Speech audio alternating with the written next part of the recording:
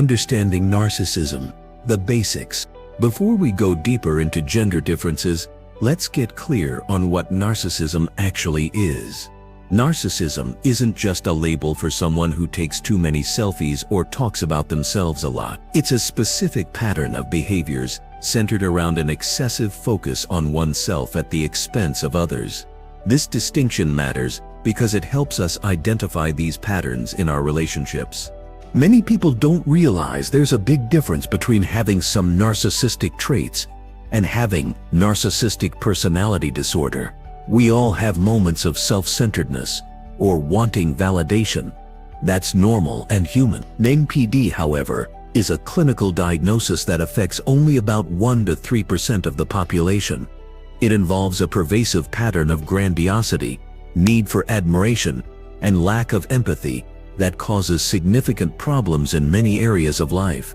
Think of narcissism as existing on a spectrum. On one end, you have healthy self-confidence and self-care. As you move along the spectrum, you encounter increasing levels of narcissistic traits until you reach the far end where NPD exists. Most people you encounter with narcissistic behaviors won't have the full disorder, but their traits can still cause real harm in relationships. Regardless of gender, all narcissists share certain core characteristics.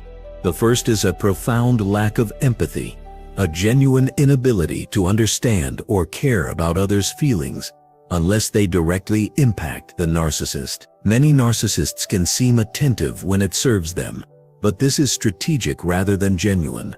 Second, they display an underlying sense of entitlement, believing they deserve special treatment or recognition without earning it. This entitlement often coexists with surface-level charm or apparent humility.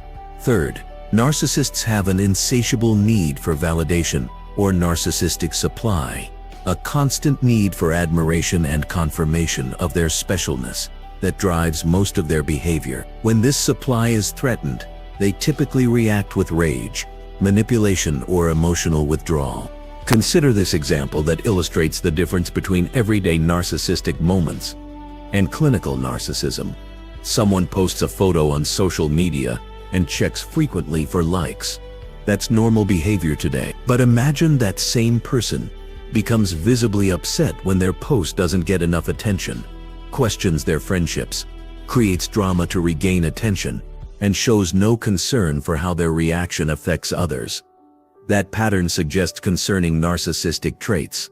Understanding narcissism matters more today than ever before.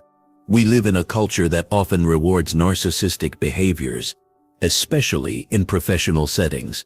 The confident self-promoter often gets the job over the quiet, competent worker. Our social media platforms are designed to reward self-promotion and image cultivation.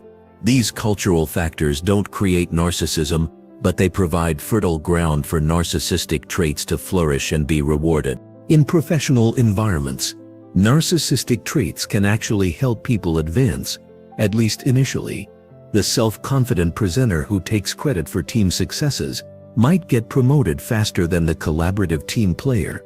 The manager who makes bold decisions might be seen as visionary rather than reckless. This societal reinforcement makes it harder to identify these patterns as problematic. A common misconception about narcissism is that it always looks like obvious arrogance. In reality, narcissism wears many masks.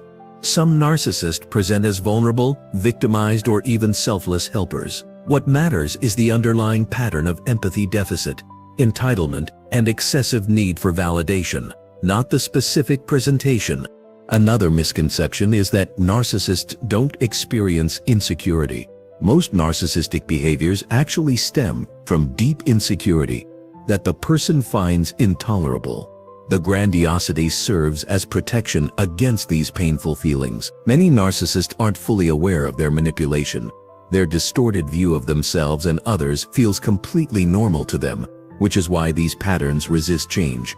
It's important to understand that narcissism isn't a simple character flaw someone can decide to fix.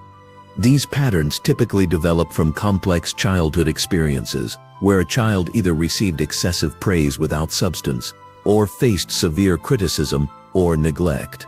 This developmental aspect explains why true narcissism is difficult to treat.